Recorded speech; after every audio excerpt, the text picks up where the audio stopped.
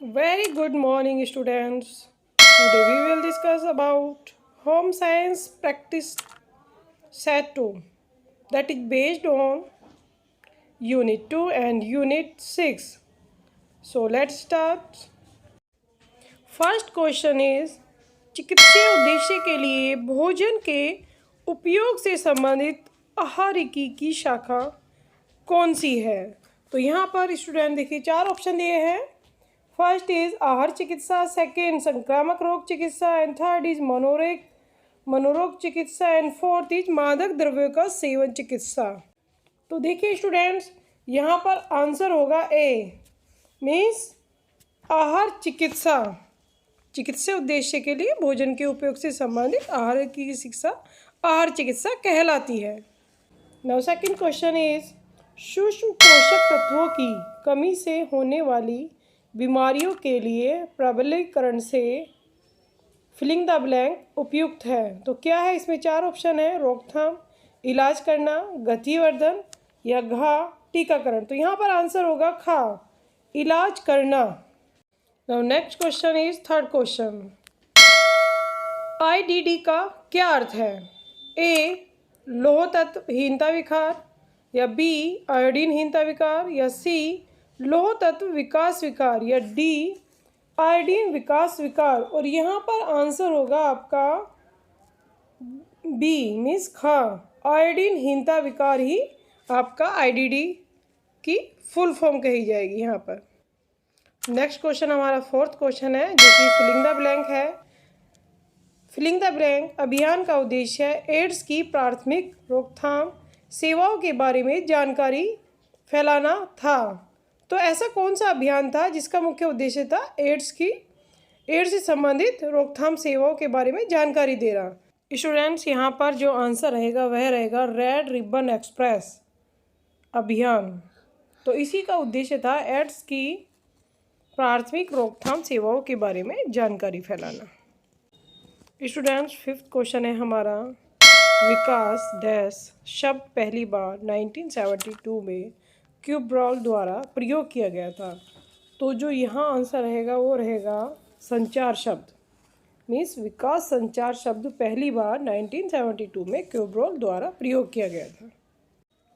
Next 6 question है हमारा, देखिए डैश एक ऐसी प्रक्रिया है जिसमें खाद्य पदार्थ उस हद तक बिगड़ जाते हैं जब वे मनुष्य के खाने योग्य नहीं रहते हैं.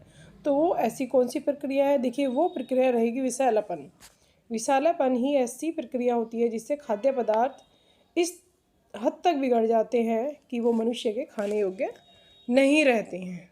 देखिए नेक्स्ट क्वेश्चन हमारा 7th क्वेश्चन है. इसमें आपको मिलान का क्वेश्चन है बेटा, तो इसमें मैच करना है एक दूसरे से. देखिए ए है perishable food, B medical food, C preserve foods, और डी नॉन पेरिसेबल फूड्स. तो इसको मैच करना. देखिए जो पेरिसेबल फूड्स होते हैं वो हमारे होते हैं मिल्क, जो कि ईजिली ख़राब हो जाते हैं. सेकंड मेडिकल फूड है, ये हमारा लैक्टोज फ्री मिल्क रहेगा. और सी प्रिजर्व फूड्स, जो कि प्रिजर्व करके रखे जाते हैं, वो रहेगा हमारा फ्रोज़न पीस. और डी है नॉन पेरिसेबल फूड, जो कि लंबे टाइम तक चल सकते हैं, ईजिली ख़राब नहीं होते हैं, वो हमारे सीरियल्स रहेंगे. तो यहाँ पर जो आंसर रहेगा वो ए रहेगा. नाउ नेक्स्ट क्वेश्चन इज हमारा ये सेक्शन बी पार्ट है. और देखिए इसमें केस स्टडी बेस्ड क्वेश्चंस रहेंगे. तो ये पैराग्राफ है. क्वेश्चन पर चलते हैं. तो देखिए इसका क्वेश्चन है, डैश को लोकतंत्र का चौथा स्तंभ माना जाता है. तो वो कौन सा है इसमें? तो देखिए इसमें आंसर रहेगा आपका ए, मीन्स पत्रकारिता को लोकतंत्र का चौथा स्तंभ माना जाता है. देखिए स्टूडेंट्स, नेक्स्ट क्वेश्चन हमारा 9th क्वेश्चन है. ICT एक समावेशी शब्द है जो डैश हार्डवेयर और सॉफ्टवेयर, डिजिटल प्रसारण और दूरसंचार प्रौद्योगिकियों को सम्मिलित करता है. तो इसमें जो आंसर रहेगा वो रहेगा आपका कंप्यूटर. देखिए कंप्यूटर हार्डवेयर और सॉफ्टवेयर या डिजिटल प्रसारण और दूरसंचार प्रौद्योगिकी को सम्मिलित करता है. किसमें? ICT में. ओके. देखिए स्टूडेंट, यहाँ पर ICTS वर्ड यूज किया गया है, तो इसकी फुल फॉर्म देख लीजिए, इंफॉर्मेशन एंड कम्युनिकेशन टेक्नोलॉजीज, इसकी फुल फॉर्म होगी।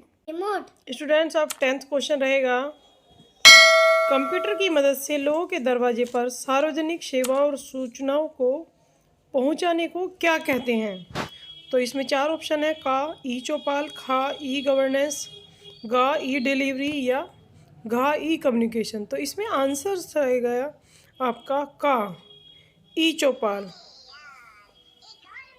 Now next question is 11th question है, EDUSAT it was launched in, EDUSAT was launched in, 4 option है यहाँ पर भी, ए सितंबर 2014, खा अक्टूबर 2014 या गा सितंबर 2004 या घा अक्टूबर 2004। तो देखिए इसमें जो आंसर रहेगा वो रहेगा आपका गा, सितंबर 2004 इसका आंसर है। एडुसैट का प्रक्षेपण इसी ईयर में हुआ था। Okay, now next is section C, इसमें आपके शॉर्ट आंसर्स हैं एंड लॉन्ग आंसर क्वेश्चंस रहेंगे। तो देखिए 12th क्वेश्चन है इसमें, व्हाट इज कम्युनिटी रेडियो, सामुदायिक रेडियो क्या है, संक्षेप में बताना है। देखिए स्टूडेंट्स, क्या है कि एक क्षेत्र की आवश्यकताएं और समस्याएं दूसरों से भिन्न होने के कारण सभी राज्यों के लोग आकाशवाणी पर प्रसारित होने वाले कार्यक्रमों से स्वयं को जुड़ा हुआ नहीं पाते थे। तो इससे क्या था कि रेडियो पर किसानों के लिए जैसे कि कृषि से जुड़े कार्यक्रम का प्रसारण भी किया जाता था। अक्सर जिन क्षेत्रों से कार्यक्रम का प्रसारण किया जाता था वहाँ की खेती संबंधी दशाएं और दूसरे राज्य की कृषि संबंधी दशाओं से बिल्कुल अलग होती थी। तो इससे जो किसानों के लिए कार्यक्रम था उससे कोई लाभ नहीं उठा पाते थे वो लोग। तो इन्हीं सब प्रॉब्लम को देखते हुए क्या हुआ था कि एक प्रारूप के अंतर्गत रेडियो कार्यक्रमों को एक ऐसे सीमित क्षेत्र के दायरे में प्रसारित किया जाने लगा जहां की भौगोलिक और सामाजिक स्थिति समान हो, और इस प्रारूप को ही स्थानीय रेडियो या समुदाय रेडियो भी कहा जाता है। अगर हम दूसरे शब्दों में, सरल शब्दों में कहें तो स्थानीय रेडियो उस क्षेत्र के लोगों की आवाज़ बन जाता है जहाँ प्रसारण किया जाता है। स्थानीय रेडियो की सफलता ने आज युवाओं के लिए संचार तथा पत्रकारिता के क्षेत्र में जीविका के नए अवसर भी उपलब्ध करा दिए। देखिए स्टूडेंट 13 क्वेश्चन है हमारा, VAD और IDD के बीच में अंतर बताइए। तो देखिए सबसे पहले तो आप ये देख लीजिए बेटा कि VAD की फुल फॉर्म क्या है।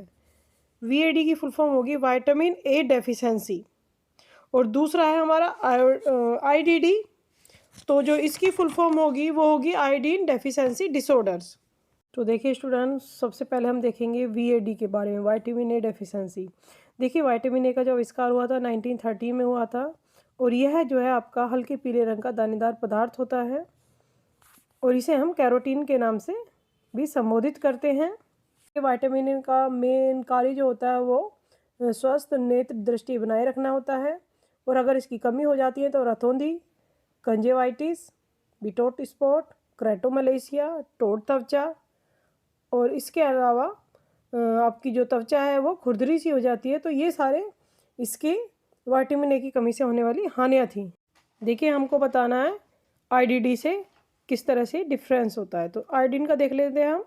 IDD, iodine deficiency disorder. देखिए आयोडीन हमारे शरीर में बहुत कम मात्रा में पाए जाने वाला खनिज पदार्थ होता है, और यह शारीरिक और मानसिक स्वास्थ्य के लिए बहुत ज़्यादा अनिवार्य होता है, और इसका जो मुख्य कार्य होता है हमारा, यह शक्ति उत्पादन में सहायक होता है, और दूसरा यह इसकी कमी से बांझपन भी हो सकता है। तो यह इसकी कमी से हानि थी। इसके अलावा गोइटर नामक रोग इसी की कमी से होता है। मिक्सोडिमा, जिसमें कि शरीर ढीला पड़ जाता है, यह प्रॉब्लम भी देखी गई है इसकी कमी से, और शारीरिक वृद्धि भी रुक जाती है। Now next question is 14 questions. देखिए इसमें क्या पूछा गया है, राष्ट्रीय पोषण नीति, जिसे हम शॉर्ट में NNP भी कहते हैं। तो राष्ट्रीय पोषण नीति के अल्प अवधि हस्तक्षेप का संक्षिप्त में विवरण देना है।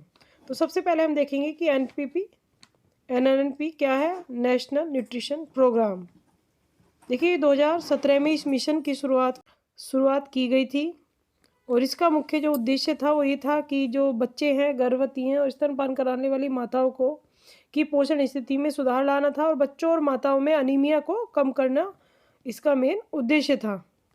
देखिए स्टूडेंट्स, राष्ट्रीय पोषण नीति के अंतर्गत जन पोषक समस्याओं से निपटने के लिए कुछ कार्यनीति भी अपनाई गई थी। वो थी आहार एवं भोजन आधारित कार्यनीति, विभिन्न पोषण संबंधी कार्यक्रम, और नेक्स्ट था पोषण आधारित दृष्टिकोण एवं औषधीय दृष्टिकोण। नेक्स्ट एंड लास्ट क्वेश्चन है, एक भावी खाद्य प्रौद्योगिकीविद के रूप में उपयोग द्वारा आपसे किस ज्ञान और कौशल की उपेक्षा की जाती है? तो देखिए, आमतौर पर खाद्य पदार्थ का उत्पादन और प्रसंस्करण 3 स्तरों पर होता है। सामग्री के रूप में खाद्य और खाद्य उत्पादन विकास, और सी है रेसिपी विकास। तो इन तीनों में से किसी भी स्तर पर कार्य करने के लिए इच्छुक व्यवसाय में निम्नलिखित ज्ञान और कौशल होना जरूरी होता है। तो ए है हमारा कच्ची सामग्री के रूप में खाद्य पदार्थ, बी खाद्य उत्पादन विकास, और सी recipe Vikas.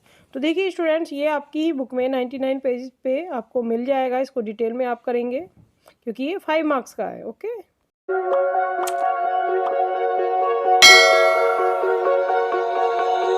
Oh, you tell me stories